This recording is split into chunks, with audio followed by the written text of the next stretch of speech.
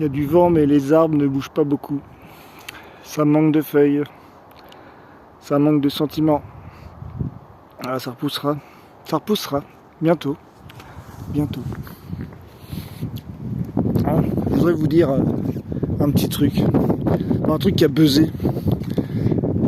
C'était une vidéo du sénateur Claude Malhuret.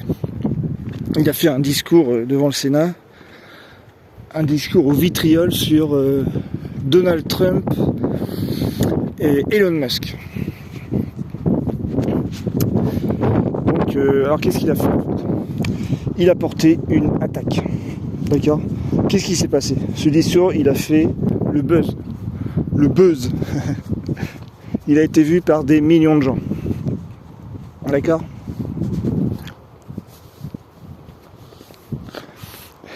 Et des millions de gens, voilà, l'ont félicité, ont dit ah bravo, bon bref. Mais comment ça se fait ? Et ça, c'est un truc qui arrive souvent. Un Français, voilà, qui porte une attaque verbale comme ça, qui fait une saillie verbale, assassine, d'accord, et qui est admiré par beaucoup de gens. Voilà, tout le monde se gausse de cette attaque verbale du français, alors que finalement le monde ne parle plus vraiment français. Aujourd'hui, voilà, la langue universelle, c'est l'anglais. Alors, bon, il y a encore une grande partie du monde qui parle encore un peu français, mais beaucoup moins, d'accord. Et il y a eu un enthousiasme autour de l'attaque verbale de Claude Malhuret contre Donald Trump et Elon Musk. Et ça, c'est un truc qui arrive assez régulièrement. Un Français comme ça qui se distingue par une attaque verbale. Pourquoi en fait ? Comment ça se fait ? Parce que cette langue, la langue française, c'est une langue très particulière. C'est une arme la langue française. C'est une épée. C'est l'épée de D'Artagnan en fait. Voilà, nous sommes le pays de l'assassinat verbal. Alors, bon, c'est un truc qu'on a un petit peu oublié parce que comme on vit dans un monde qui est très commercial, voilà, qui est très mercantile, on ne vit plus vraiment dans un monde français en fait. On ne vit plus vraiment dans un monde de sentiments, on vit dans un monde d'échange, voilà, de pacification par le commerce. Alors tant mieux. Mais voilà, c'est-à-dire on a un petit peu oublié nos particularités civilisationnelles. Parce que pour moi, la France, c'est une civilisation très particulière. Et l'un des piliers de cette civilisation, c'est la langue française, qui est une arme, qui est une langue très particulière. Ça, c'est un truc qu'on oublie. Comme on vit dans un monde très uniformisé, on se dit finalement, bon bah les langues, ça veut rien dire les langues. Voilà, apprendre une langue, c'est juste apprendre un mot à la place d'un autre.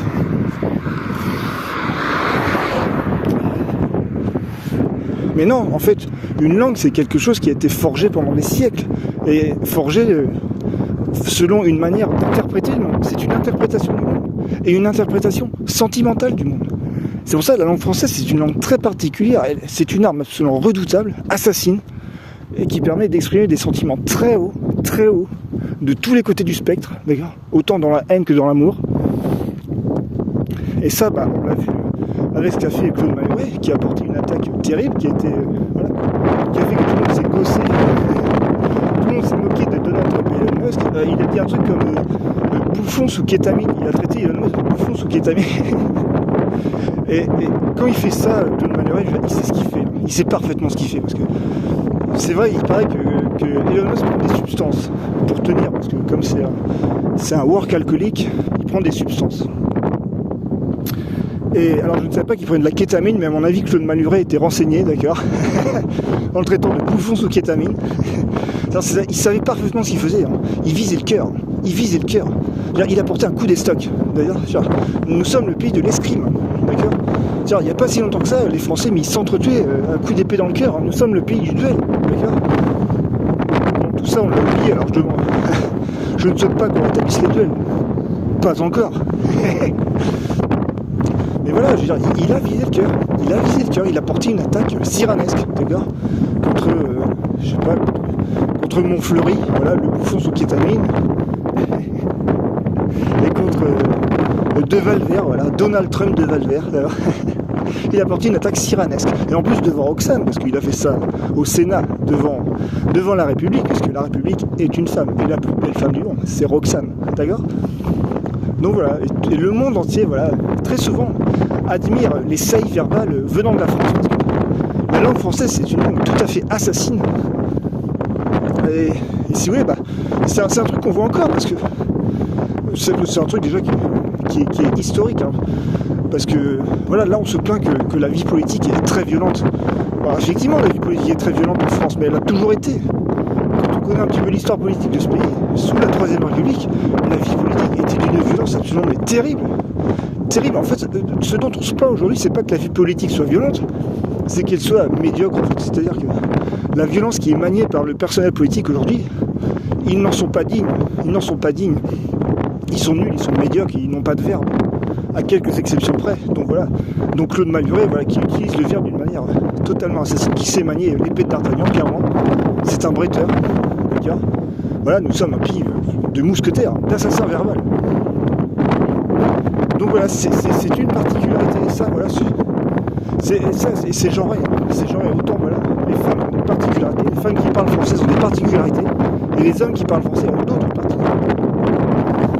Voilà. On considère, voilà, souvent, ouais, que les Français sont les femmes les plus libres du monde, et que les Français sont les hommes les plus insupportables, voilà, les plus agressifs, les plus méchants.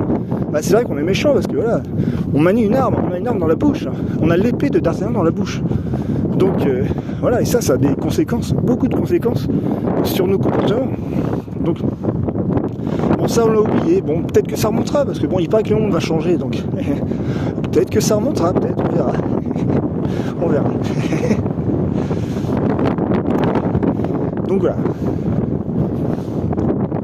Donc voilà, un petit exemple amusant de ce qu'est la langue française. C'est une arme. Il y a des conséquences sur nos comportements, sur nos sentiments. Voilà, nous sommes une civilisation très particulière. Voilà, sous la Troisième République, voilà, la vie politique était d'une violence. C'était l'époque du suicide par le déshonneur. C'est-à-dire, on pouvait tuer avec la langue française, avec un mot assassin dans la presse ou en public. Mais il y a des mecs qui se flinguaient, quoi. D'accord ? Alors aujourd'hui, ça n'existe plus parce que que l'honneur a disparu. Voilà, je crois que le dernier suicide par le déshonneur, je pense que c'était Pierre Bérégovoy. Donc c'était dans les années 80, c'est il y a très longtemps, et c'était une exception parce que ça faisait longtemps que ça n'avait plus cours. Bon, maintenant, il n'y a plus d'honneur, c'est fini. Et puis maintenant, voilà, la violence est tellement médiocre. Voilà, en plus, elle est très mal orientée. Bien souvent, voilà, ce sont les femmes politiques qui doivent subir les pires attaques les plus violentes, et ça c'est lamentable franchement. Alors, moi je préférais que les hommes politiques, lorsqu'ils portent une attaque, visent les hommes, d'accord ? Après bon voilà, si les femmes veulent être violentes dialectiquement, bon elles font ce qu'elles veulent, il n'y a pas de souci. Mais voilà, je vois bien souvent voilà des femmes politiques vraiment endosser le rôle de punching ball politique et de tous les côtés du spectre politique, d'accord ? Ça c'est lamentable franchement. Ça n'est pas français. Il va falloir que ça change, d'accord ? Ça me gave, d'accord ? Quelle que soit la couleur politique des femmes politiques, elles en prennent plein la gueule. En plus, voilà, c'est de la lâcheté, c'est de la pure lâcheté, hein. D'accord ? Souvent, là, j'en vois, ils préfèrent viser une femme plutôt qu'un mec à côté d'elle, parce que voilà, les femmes politiques, elles font partie de groupes politiques, de partis. Il y a des mecs qui sont parfaitement lamentables dans ces partis, mais on préfère viser les femmes. C'est lamentable, franchement. Voilà. Voilà, pour prendre l'exemple de la France Insoumise, voilà. Les filles à la France Insoumise, elles en prennent tellement plein la gueule. En plus, c'est vraiment des propos ignominieux, alors qu'il y a Mélenchon, quoi, je veux dire.